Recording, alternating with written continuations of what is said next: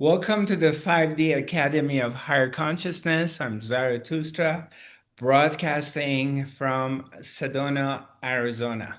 And number one, thank you so much for all the love you send me. I appreciate it. I did receive it. We had, like, I don't know, a couple of months uh, break in the middle, right? Or we haven't been very consistent for past few months. But now I'm back, and hopefully, God willing, if existence wills it, we're going to be consistent. Anybody who's been listening to these kind of talks and these teachings and is into it, um, we all know that nothing's possible to do without the will of God. And to me, that's very, very clear. I mean, I have people asking me, "Oh, you believe in destiny, or you believe that there is no free will? You believe in God? Um, Everything's God's will?" No, I don't believe in it. Believe is for people who don't know.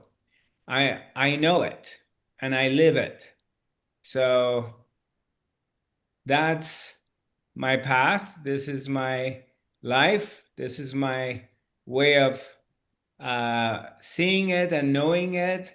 But we're not here to force it on anybody or convince anybody to see things the way we see it, because you have to come to that understanding on your own. And no one can do anything about it until it, the power that runs the show and turns the night to day and day to night, is gonna move the veil, open up the veil, and show itself to us. And this power is unlimited. So, having said that, one of my dear friends, one of our participants on our academy, which in the meantime, as we are talking and we're broadcasting, there's a number of our friends on the our Zoom meeting, which has been going for past 10 years. And uh, that's a way that if you want to question me or talk to me, that's what I would be recommending rather than using any other platforms. Go to our academy, Zarathustra.tv, and sign up on with the academy, and then every Thursday we can see each other through this platform, the Zoom platform. So anyway, the first question is, how do we save face? How do we save face when we have this fear that we're not in our power? And and there's two questions, which they're very related to each other. And once we do understand the broader picture, uh, everything becomes a lot more digestible. But all of these teachings, because it happens in two different levels, um, for some people, sometimes it becomes very challenging and hard to digest, because in one level, we're talking about absolute reality. In absolute reality, which it takes time to get to that understanding, and by opening our third eye and our heart, we can see the fact that there's only one, and that one is in everything. And our ego or our will is a part of the oneness. So in absolute reality, it's a different point of view. In the relative reality, that we become a human being. And in that, there is this illusion of free will. There's this illusion that I may be losing my control, or I may get embarrassed in the face. I may lose face. It means, like, I don't want to get embarrassed. And I have the fear of I may lose control. And in that, I'm not in my power. And when I'm not in my power, I can get embarrassed. So that is something that goes through everybody's head. And it's very real in that level, in a level of relative reality, in this level that I believe I'm somebody capable of doing something. That's one level. But if you pass that level and you go to the higher level of understanding, that means you enter into the super consciousness, and suddenly you realize that everything is a part of the oneness. So even your fear, when it arises, it's not your fear. It's not you who are fearing. This fear also is very valid because the fear is coming to mirror. It's a mirror of what? Of this sense that I am separated. I am somebody capable of doing my things. I'm powerful. So there's a sense of separation. And in this sense of separation, then I'm separated from everything else. I'm worried if I lose control, I lose face. And I'm not in my power. Well, there's sometimes, as we have just recently witnessed, that we get sick. The body gets sick. The mind can get sick too. And there's not always physical sickness. There's a lot of like psychological illnesses too from the past traumas or events that happen in life. So it's we get challenged with this in our lives, that this kind of sickness happens, that you lose your power because you're physically ill or mentally something happened, and you can be physically perfectly fine, but you can develop some kind of phobia, some fear about whatever. And this thing takes over your psyche for a period of time. And then you identify to it, you believe it's happening to you, that you are going through this phenomena. And as a result of that, there is this illusion that you have lost your control. You're not in your power. But that is a challenge that happens by God. It's designed. Existence, consciousness, God creates this situation purposely. And in creating that situation is kind of shaking you to wake up. I always go back to this old saying from this book I read long time ago, um, The Way of Peaceful Warrior. I mean, I don't identify with the book anymore, but I remember this part of it is saying that we go to the spirit when our foundation is shaken. We'll go towards God, self-realization, self-inquiry, when our foundation is shaken, only to find out that it's the spirit who shakes it. We go to the spirit when our foundation is shaken, only to find out that it's the spirit who shakes it. So when we get challenged in our lives and things are not going our way, whether it's a physical illness or a mental illness, or it's a relationship issue or financial instability, or somebody close to us die or gets very ill, whatever, or something happens, there's war in your country, so your foundation is shaken, and we go towards God, we start asking questions, and we're more open to consciousness. So all of a sudden it grabs you, and your attention goes to a higher power because you feel helpless. I don't care who you are. And there are a lot of people, there are people in the world that they say, I don't believe in God. I don't believe in these things. This is all bullshit. I've had people telling me that.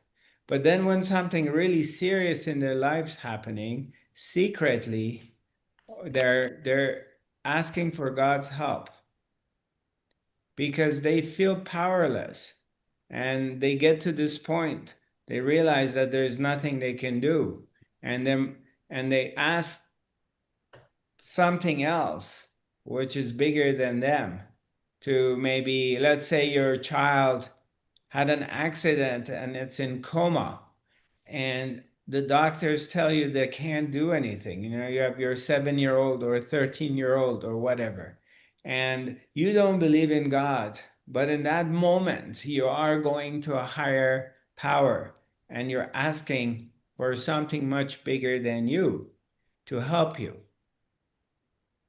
Well, this event has happened because existence is designed to be that way. So it's to wake you up, basically. It's not anything malice, but it's a waking up. Okay, for the child, that's their karma. They need to go through what they have to go through because that's what's happening to them. And for people around them who are very connected, is also a wake-up call. It's an awakening. So it depends where we're at in our consciousness level, in our way of awakening, where we're at, in what level we're at. Are we struggling with free will and we're thinking that we're the creator of our own destiny? Or are we at a place that we've gone beyond that and we're dropped that story, and now we have a different story because they're all stories anyway. And now you have your story it's all destiny, and you're basically powerless. And it's existence who's operating through me and you and is doing everything. That's also another story. It's a concept. But what happens to the awakened one who goes beyond the mind? There is no story. It's just is. And is not making up any kind of conclusions out of it. It's just a function of consciousness, that things in that surface of consciousness happen. But they don't happen for any reason. This is, you've gone into a different level because you're accepting whatever is, and you're not attaching any stories to it. It's just simply is. And when something happened to you in your life and you lose control and you become helpless, and you're embarrassed because you can't save face, like I'm in control. And when something like that happens, it's a lot of people think about it as, they may say, why me? Why is this happening to me? Naturally. I'm too young to die. I'm not supposed to die at age 40 or 30 or 40 or 50. It's too early. But why not me? Why it shouldn't happen to me? Why misfortune should happen to other people and not me? It's okay if it happens to someone else, but why isn't it okay if it happens to me? So that question always comes. And that's a very good moment to catch it. Because who is this me that is asking that question? Is it real? Is there really a me there that is asking that question? And that is a good moment to go beyond that and really question it. Also, you're desperate and you're in the hole. So you can't go anywhere. There's nowhere to turn to. You can't go back. Existence got you. So it's a good time. It forces you to go in there. And when things are going our way and life is showering you with a lot of blessings, which is very nice, it would be good if we can still keep this awareness during those moments and stay recognizing it. I mean, being level in our consciousness, not only going into the depth and trying to figure things out when things are not going your way, actually keeping this level of also investigating it when things are going your way. And just being level in this understanding, because it's a swing. The apparent world, it's a swing. It's not always going to be the high time, and it's not always going to be the low tide. It goes. You have a period that everything is good, and you're going to have a period that things aren't good. So you need to keep steady throughout the whole time and stay still, even though in the moments like you think everything is lost and this is it. And those are the moments that are precious, that if you have your consciousness, if you're steady and you don't forget the teachings, then those are the moments that you demonstrate that you're the Buddha, even in the face of losing everything is falling apart. You're losing your beauty, you're losing your health, you're losing your family, whatever is the story. Those are the moments that you demonstrate to God that you're worthy or you've done your homework. And all this talk about being still and stillness and higher level of consciousness is not bullshit. It's not blah blah blah. You are living it. You're living the teachings. And then simultaneously you carry that into the time that things are going well. You stay in the same place. When everything's going your way, you don't get super excited. And when everything is falling apart, you don't fall into misery and sorrow. You just stay level. Yet things happen. So we have a second question, correct?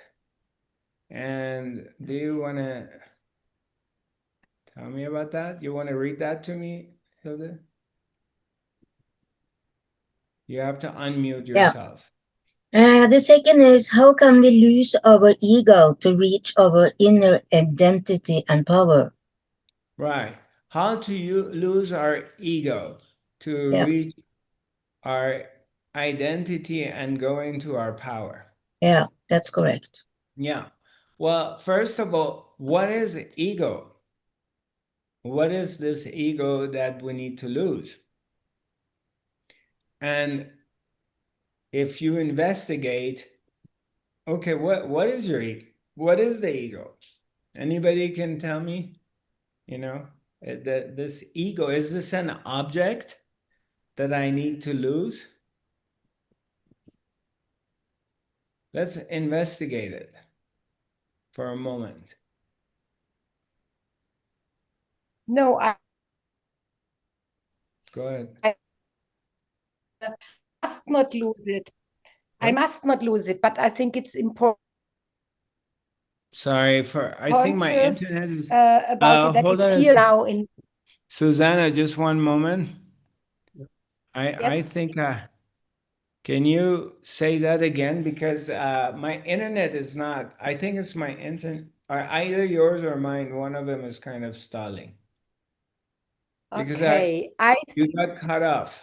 Um, yeah, I think I don't I must not lose my ego. It's a part of me. I think it's important to stay in the level in that consciousness that I know and that I can experience that I'm now in my ego and not in the moment of here and now. In the moment Yeah. of here and now, I didn't have ego. Yeah, in here and now, because there's also um nothing's claiming the Yeah. moment as mine or my experience because there's no time for it. Everything is now. So the claiming something as my experience requires the past because something has already happened.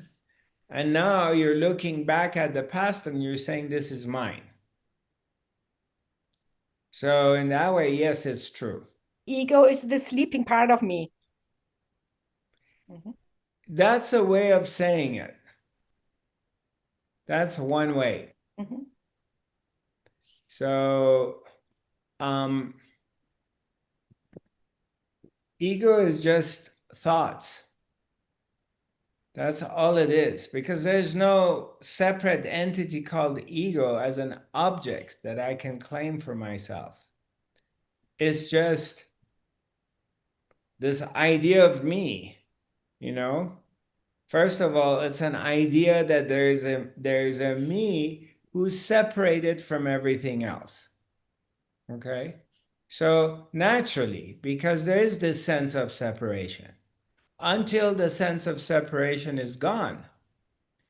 So, but in the meantime, during this period, from the time that I have a feeling I am somebody, I'm a person, separated from all these objects in the world.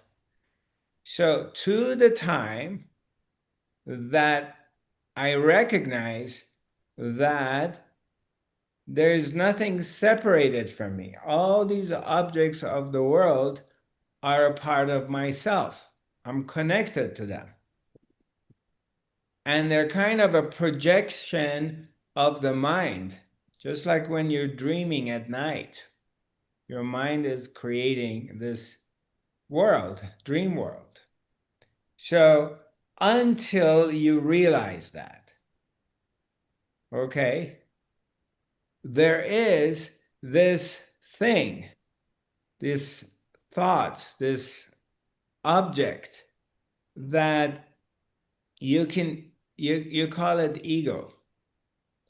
And it's interesting because you see this on other people, that people who have a big ego, you can tell someone with a big ego.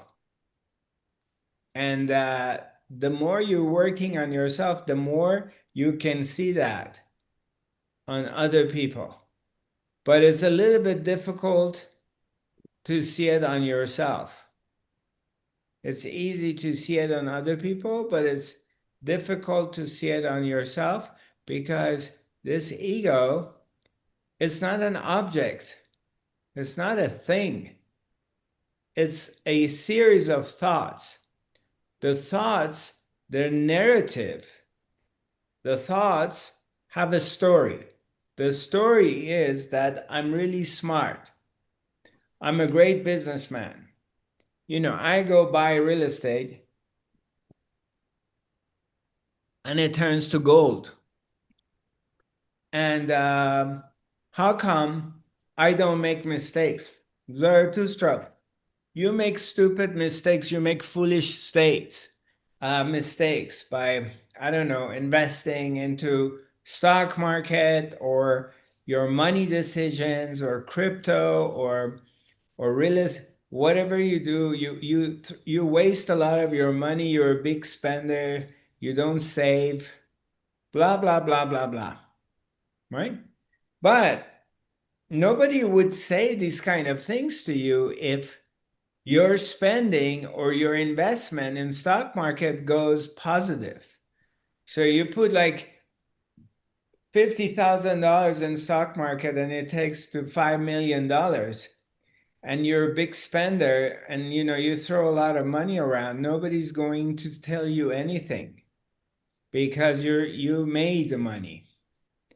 But if you lose money, then people are going to say you're stupid or you're careless and you're not paying attention. So, and the person who is turning $50,000 to 5 million is gonna say, the ordinary people in the world, they're gonna say a lot of me. I did it, blah blah blah. I mean, I have my elders telling me like, okay, I would miss school, or I miss something, or I would miss a deadline to pay a bill. This is like, let's say when I'm in college, I'm 20 years old, 21 years old, and my dad would tell me, how come I never miss anything? How come I don't miss paying my phone bill? And, the people who really regimented and they're on top of everything and they're in a position of authority, like it's your dad or what, a mom, and they're doing this to you. But what is their essence that they're very regimented? What is driving them that they are so on time? They think there's this ego, means there's this thought that I am so on time and I do everything right. Well, that's thoughts. And that's the ego. It's a bundle of thoughts, creates the false identity that there's a me. But this false identity is not your fault or my fault. We weren't born into this life purposely to be separated.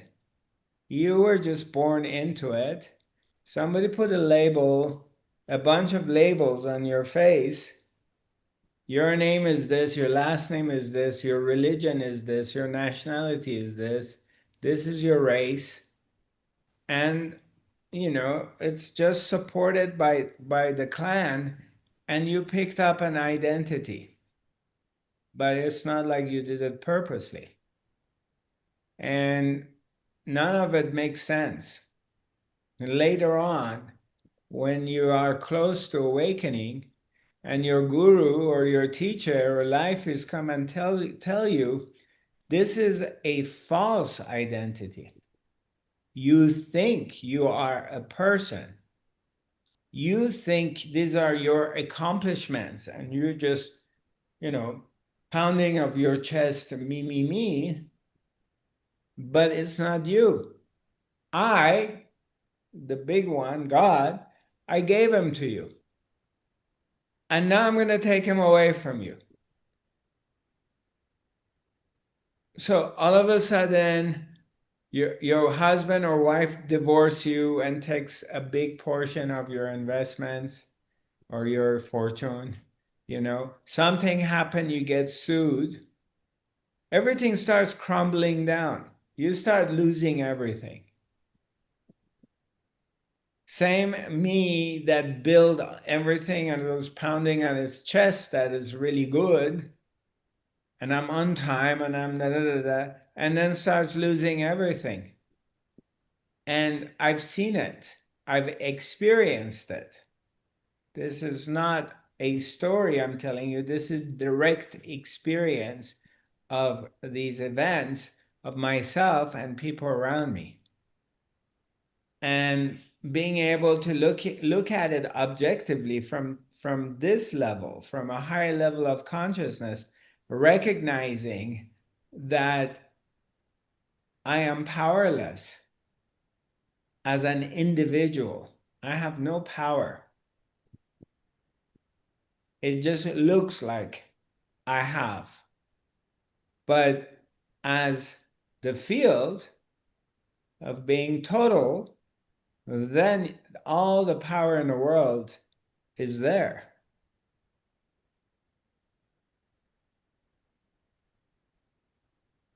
When you recognize you are the field, then everything becomes available. But when you think you're an individual, then you're very limited, and you're in the mercy of ups and downs of life. You're not free from it. So everything becomes conditional. So in this shift, you were asking me how we can move, if we can, because that even can is God's will, but let's say we can, is the awareness, to become aware, and if you're able to maintain that level of awareness of the fact that I am the acceptance of what is, accepting life and events in life that are happening to you and around you, if you can accept them as a happening of consciousness, of something that is happening, but it's not personal.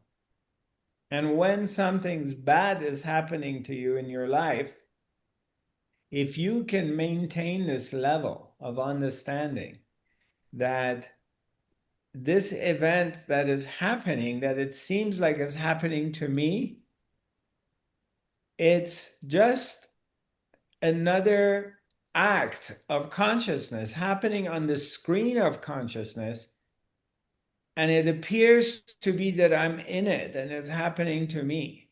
But if in that moment you're able to separate yourself, that it's not happening to you, it's just an event, even though it appears that you're in it, and there's some kind of misery happening to you, if in that moment you're able to see that it's just a function of consciousness happening on the screen, big screen of life, and your body happens to be one of the characters in that, but it's not really happening to you, because nothing can happen to you, because you're just simply awareness of the whole thing. You're just aware of things. So nothing can happen to awareness, because you can't be more aware or less aware. You're just aware.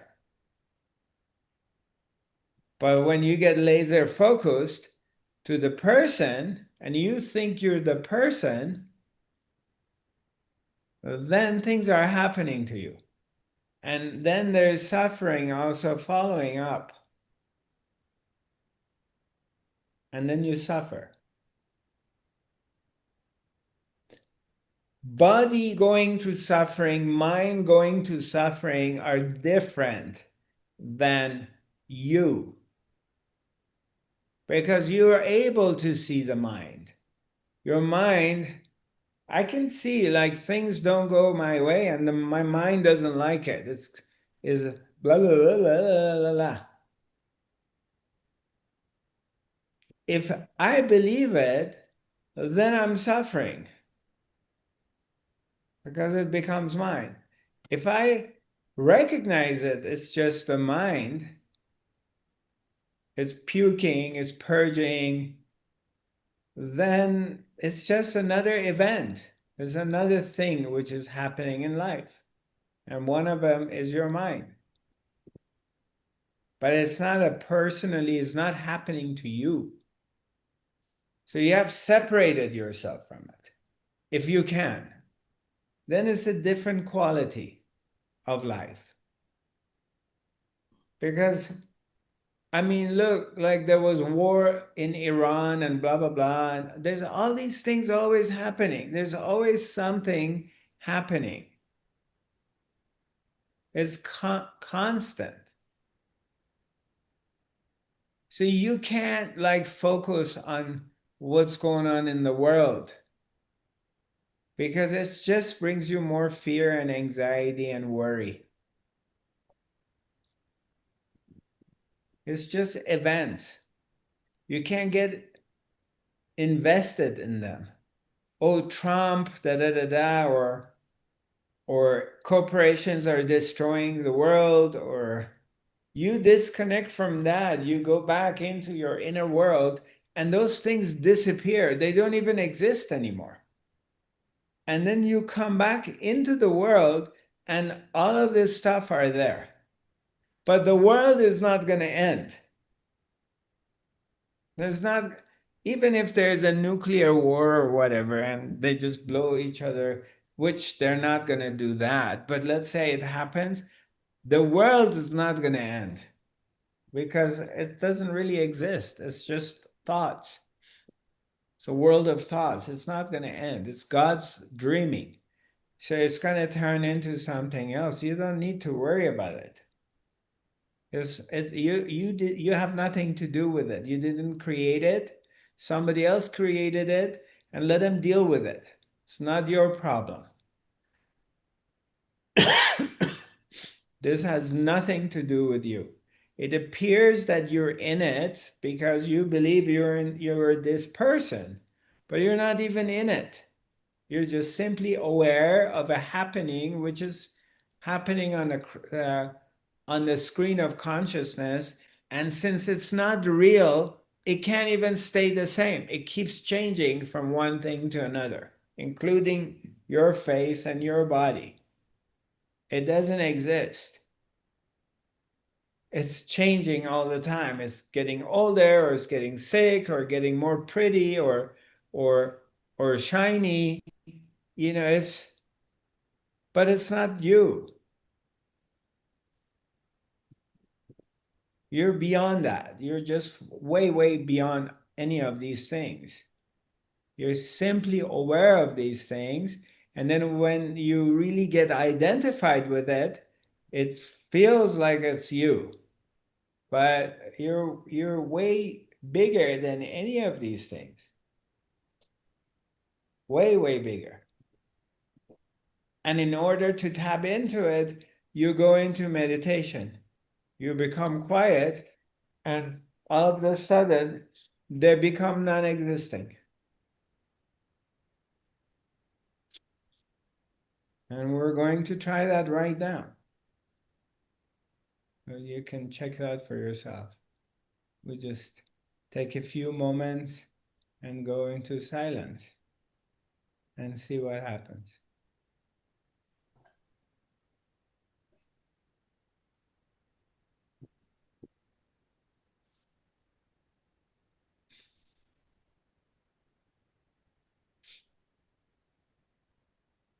Wow, this is, if it's chaotic, then why, when I sit in silence, the chaos disappears? So if the world is chaotic and a lot is going on, because a lot of people come to me and tell me like, wow, you know, there's a lot going on in this world, but then why is it so quiet when you go in meditation? When you go deep inside yourself, yeah, there's the noise on the surface. You hear your mind, you know, but you're going deeper. And the deep, you know, it's like you're going deep in the ocean. And if you look up, you can see the boat is still on the surface, and the bubbles, you're breathing through the tank. I've never done diving, so I don't know, but I'm just using it as an example, but you're going deeper. The bubble's coming up, and on the surface is happening whatever is happening, but you're just going deeper. And the same thing, we sit in silence, we go deep, and you go deeper, and you go deeper, and it gets more quiet. So if the world is chaotic, then why it's getting quiet when you go deeper inside yourself? So that's an indication that it has nothing to do, the chaos of the world is inside yourself. You're paying attention to it and you're making it personal, then it's chaotic. You understand what I'm saying? Is this clicking for you? There is no chaos. The chaos is inside yourself. It's you who's chaotic, not the world. The world is the world. It's always there. There's always some disasters going to happen, some really bad stuff. Those are the stuff they only tell you. They don't come and having programs on the news, on CNN or these big media broadcast system, that there's groups of people sitting in meditation. There's silence. It's quiet. Existence is silent. Or there's a lot of good things happening. There are people who are volunteering. They're helping other people. There's a lot of love going on. They only show you war, rape, famine, the bad stuff. That's because that's what their focus is on. But that's your mind. Your mind focuses on negative stuff. You go get stuck there. That's where you get stuck, because you're focusing on it. And you think the world is going to end. It's been going on ever since It's nothing new. And it takes care. It's an apparent life. It's a life that appears to be, but it's designed to take care of itself. It's going to continue. It's not going to end. I promise you, it will not end. It's not going to go anywhere. The world's not going to get destroyed. The life on this planet, as long as the planet is going to continue. Nothing's going to go anywhere. It's just a circus. It's a show for entertainment.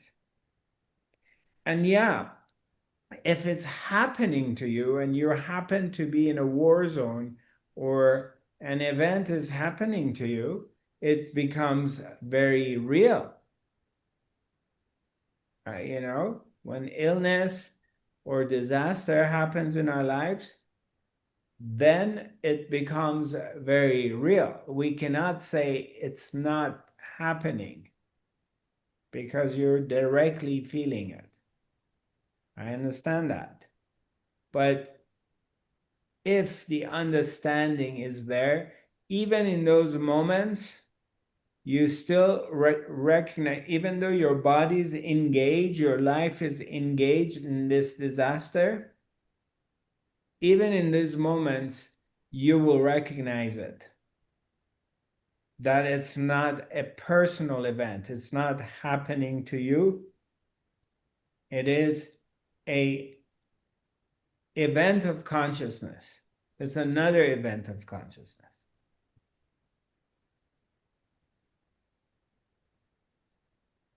And that's how you go towards freedom. That's how you go beyond what you asked me, Hilda, regarding the ego, because you're recognizing it. You're recognizing it as just thoughts. So even in the worst moments in your life, if you have trained yourself, you worked on yourself, which you have, and you're doing it already, you go back inwards, because going back inwards is your daily practice. Like whatever you do, you get up in the morning, you stretch, you do yoga, you do rituals, making our hair, for men, like I shave myself every morning. These are like rituals, taking a shower. Some people don't, or they do it once a week. But these rituals we're doing, but we don't do a ritual of going inwards for 5 minutes or 10 minutes, of going back inside into the silence. If you make a ritual of it, like you're doing with other things, then when something really nasty is happening in your life, you're already trained. So you're used to doing this, so you go back inside again to your sanctuary. You go back here. You're back. And the moment you're back, you realize nothing is going on. It's very still. And that stillness of you, if you develop that within yourself, it goes with you wherever you go. So silence doesn't come to me because I come to Sedona, Arizona, which is great. I love it being here because it's my power place and I'm back home. But I don't go into my silence because I'm here. Because even when I'm in Los Angeles, it's chaotic. It's not pleasant to the organism. It's not pleasant to the senses. It's unpleasant. But the silence is there. The silence doesn't go away. The awareness doesn't go away. I'm still aware of something unpleasant. I am in an environment I don't like. But the silence is not less silent or more silent. There's a lot of noise. I'm somewhere which is very noisy. A lot of traffic, a lot of anxiety, a lot of people who are there, they have a lot of dreams and they want to become known or famous or make it. It's disturbing as far as the noise goes, but when I go back into my silence, it's still silent. So you carry this stillness and silence with you wherever you go. And wherever you go, the environment gets impacted. It affects the environment. It has an impact. And a part of this is you can observe the way other people are reacting or environment is reacting to you. You got to be careful you don't fall into your ego and just think, oh, I am so holy, the environment is acting to me. You got to be careful you don't fall into that bullshit.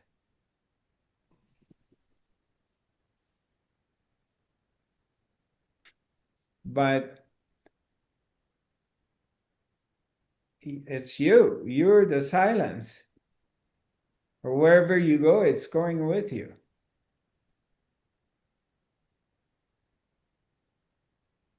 So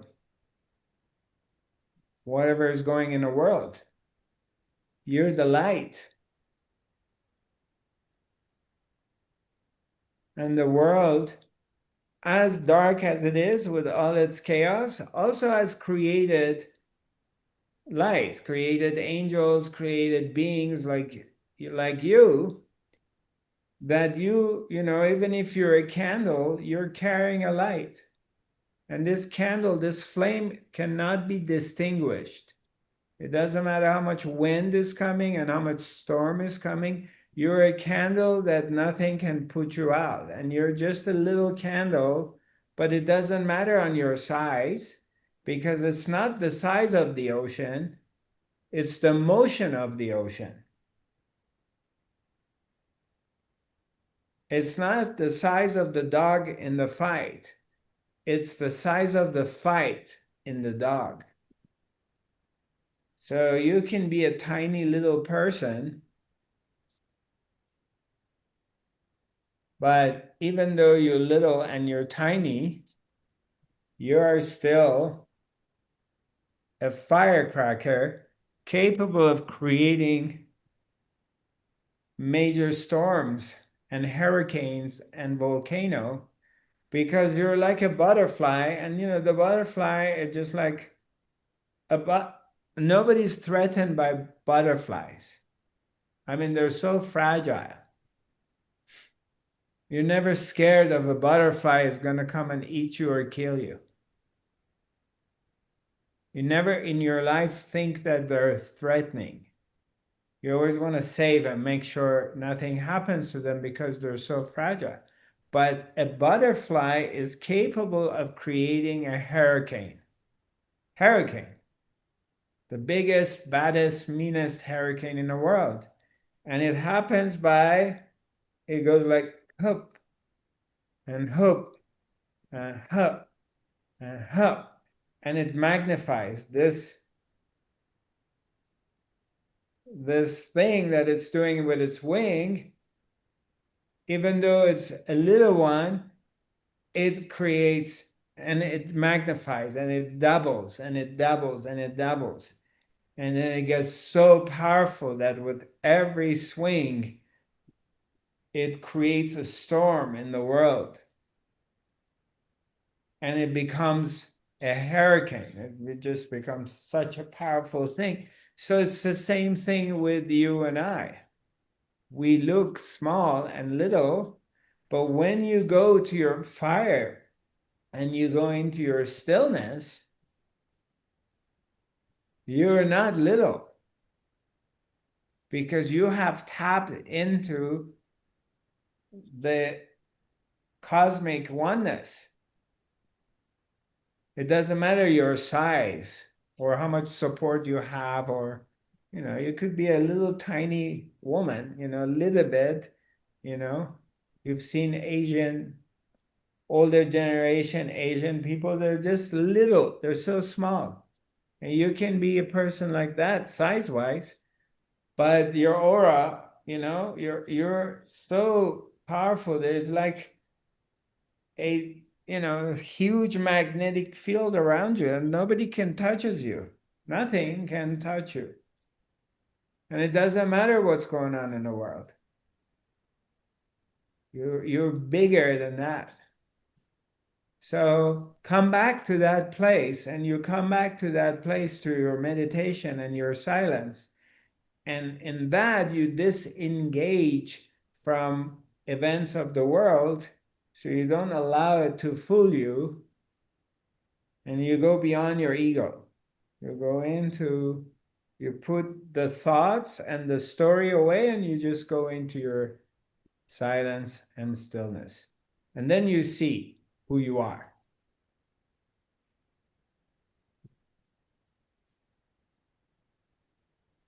On that note, I'm going to say goodbye to you. It's been very nice.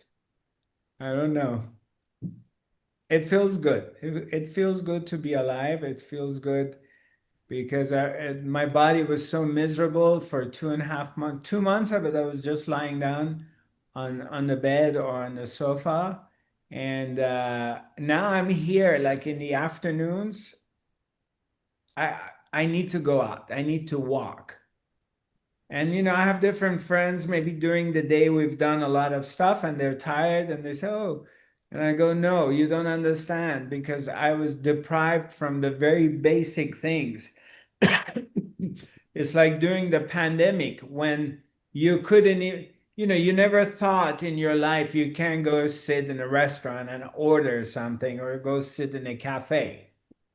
And then when that was taken away from you, it made you realize, like, wow, I'm going to a restaurant or a cafe, I sit there and I order something, and there are people sitting next to me, and no one's worried or covering themselves, and the waiter waitress serves the food. So you never thought that's going to be taken away from you.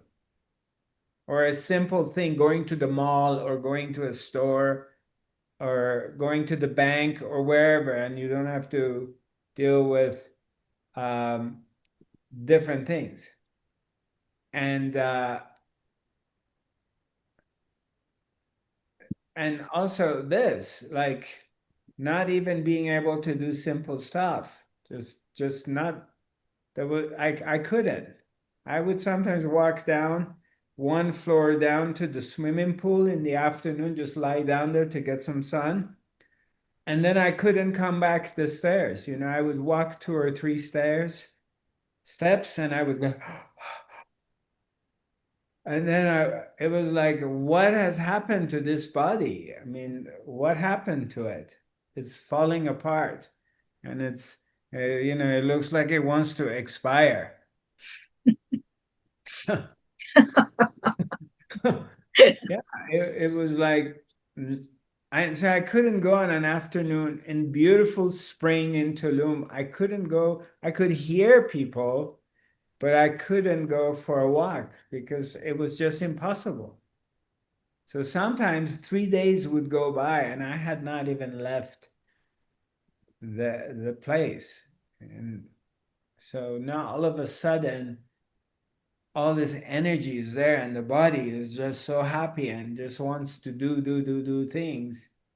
It's like, wow, you know, quite often we take the very, very basic stuff for granted until it's taken away from us. And then we realize, wow, you know. So good seeing you, all of my brothers, sisters, and I look forward to connecting with you soon. Love you. Love you too. Thank you. Wonderful journey in your new life. Thank you. Thank you. Thank you. I appreciate it. All right.